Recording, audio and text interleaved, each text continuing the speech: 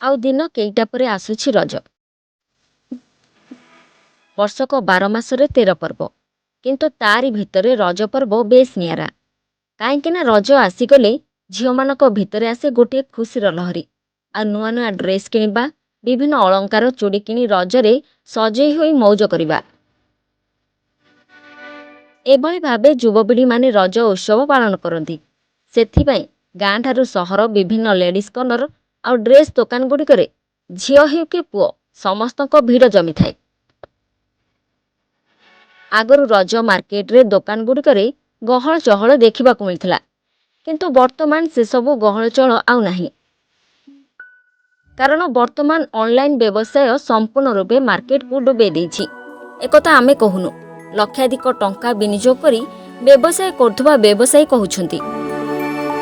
Raja market online ତ ସବୁ ବେପାର ବୁଡ଼ି ସାରିଲାଣି। କିଛି ନାହିଁ, ସେମିତି ଖାଲି ଖାଲି ବସୁଛୁ, ମଜୁରୀ ବି ଉଠିବା କଷ୍ଟ ହେଉଛି। ଆଉ ଆଣିଥିଲୁ ପାରାନ, ବିକେସି, ଆକ୍ୱାଲାଇଟ୍ ଆଉ ବିଭିନ୍ନ ପ୍ରକାର ବି ମାନେ ଆସିଛି। ବେପାର ଦେଖିଲା ବେଳକୁ 30% ବି ନାହିଁ, ସବୁ ଅନଲାଇନ୍ ମାର୍କେଟରେ 70% ଅନଲାଇନ୍ ମାର୍କେଟରେ ବେପାର ଯାଉଛି। ଖୁସି କେମିତି ରହିବୁ ଭିତରେ? ଆଉ ଏ ତ ପିଲା ଛୁଆ ଚଳିବା ପାଇଁ କଷ୍ଟ ହେଇଯାଉଛି। ବର୍ତ୍ତମାନ କଷ୍ଟମର କହିଲେ କେବଳ ଅନଲାଇନ୍, ବିଜନେସ୍ କହିଲେ ଅନଲାଇନ୍, ବେପାର କଲେ ଅନଲାଇନ୍ ବୁଝାଉଛି। ଆଉ ବେପାର କିଛି ନାହିଁ। ସାଧାରଣ ଯେକୌଣସି ମାର୍କେଟ ଆପଣ ଅଲ୍ ଓଭର୍ ଓଡ଼ିଶା ଆପଣ ଯେଉଁ ମାର୍କେଟ ବୁଲନ୍ତୁ, କୌଣସି ଦୋକାନୀଙ୍କର କ'ଣ ବେପାର ତାଙ୍କ ଟାର୍ଗେଟ୍ ଯାହା ଅଛି, ଟାର୍ଗେଟ୍ର ବୋଧେ 10% ଫୁଲଫିଲ୍ ନାହିଁ ଆଜିକା ଡେଟ୍ରେ। ଆଉ ବେପାର କଥା କ'ଣ କହିବୁ? ଷ୍ଟାଫ୍ମାନଙ୍କ ପେମେଣ୍ଟ କରିହେବନି, ବେପାର କଥା କ'ଣ କହିବୁ ଆପଣଙ୍କୁ? ଅନଲାଇନ୍ ବେପାରକୁ ସର୍ବଶାନ୍ତ କରିଦେଲା ସାରା ଓଡ଼ିଶା ନୁହେଁ, ସାରା ଭାରତବର୍ଷରେ। ଯେଉଁ ଅନଲାଇନ୍ରେ ସବୁ ପ୍ରକାର ସୁବିଧା ଦେଇ ଦେଉଛନ୍ତି, ତାଙ୍କର ଘରେ ଘରେ ନେଇ ପହଞ୍ଚେଇ ଦେଉଛନ୍ତି। ବର୍ତ୍ତମାନ ଆଜିକା ଡେଟ୍ରେ ଆମେ ଲକ୍ଷ ଲକ୍ଷ ଟଙ୍କା ବଜାରରେ ଖଟେଇ, ବଜାରରେ ବର୍ତ୍ତମାନ ମାଲିକଙ୍କୁ ଭଡ଼ା ଦେଇ, ପିଲାଙ୍କ ଷ୍ଟାଫ୍ ପେମେଣ୍ଟ କରି ସେମାନଙ୍କ ପଇସା ଠିକ୍ରେ ଆମେ ଉଠେଇ ପାରୁନୁ। କାରଣ ସେମାନେ ଅନଲାଇନ୍ରେ କିଣି ଦେଉଛନ୍ତି। ଆମେ ଯେଉଁ ସାଜସଜ୍ଜାରେ ତାଙ୍କ ପାଇଁ ଜିନିଷପତ୍ର ଗୋଟେ ଉତ୍ସାହରେ ଜିନିଷପତ୍ର ଆଣି ରଖୁଛୁ ଦୋକାନମାନ, ସେ ଜିନିଷ ବିକ୍ରି କରିପାରୁନୁ ସହଜରେ। ସବୁ ପ୍ରକାର ସମସ୍ୟା ଦୃଷ୍ଟି ମାନେ ଆମକୁ ଦେଖା ଦେଉଛି। କଷ୍ଟମର ପିଲାମାନେ ତାଙ୍କର ଚଏସ୍ ପତ୍ର ଭଲ ମନ୍ଦ ଏଠି ହେଲା ବେଳକୁ ସେମାନେ ନେଇକରି ଘରେ ପହଞ୍ଚେଇ ଦେଉଛନ୍ତି। ଏଇ ଅସୁବିଧାଟା ଆମକୁ ବହୁତ କଷ୍ଟ ଦେଉଛି, ଯାହା ଫଳରେ ଘର ଭଡ଼ା ଠିକ୍ରେ ଦେଇ ହେଉନି, ପିଲାଙ୍କର ପେମେଣ୍ଟ ଠିକ୍ରେ ଦେଇ ହେଉନି।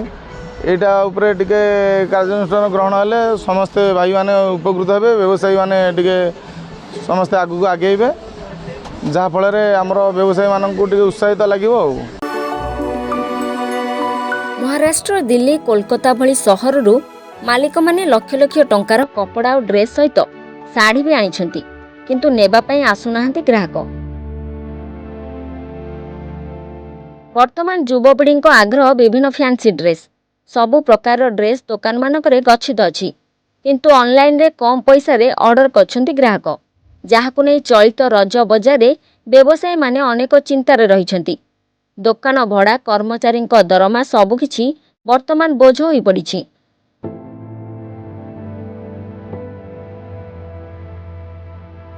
ଅନଲାଇନ୍ରେ ଜିନିଷ ମଗାଉଛନ୍ତି ସତ, କିନ୍ତୁ କେତେବେଳେ ଭଲ ଜିନିଷ ଆସୁଛି ତ କେତେବେଳେ ଖରାପ, ଯାହାକୁ ନେଇ ଦୋକାନକୁ ଆସୁଥିବା ଗ୍ରାହକମାନେ ବି ଅସନ୍ତୋଷ ପ୍ରକାଶ କରୁଛନ୍ତି।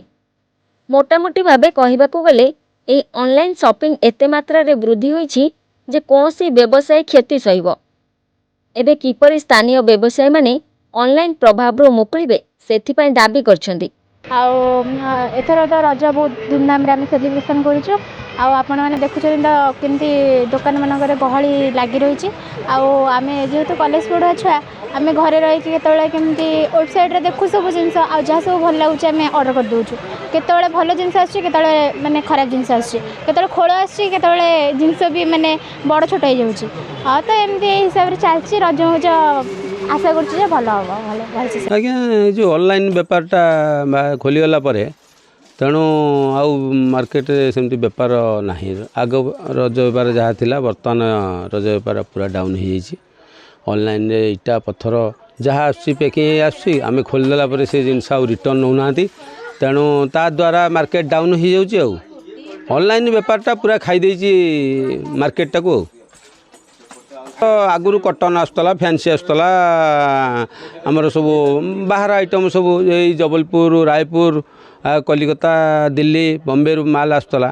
କିନ୍ତୁ ଏବେ ଆଉ ସେମିତିକା ମାଲ୍ ଆଉ କିଣିବା ପାଇଁ ଆଉ ଇଚ୍ଛା ନାହିଁ, କାରଣ ବହୁତ ମାଲ୍ ସବୁ ପଡ଼ିକି ରହିଗଲା, ଆଉ ବିକ୍ରି ହେଇପାରିଲାନି, ବହୁତ ଡାଉନ୍ ହେଇଗଲୁ ଆମେ।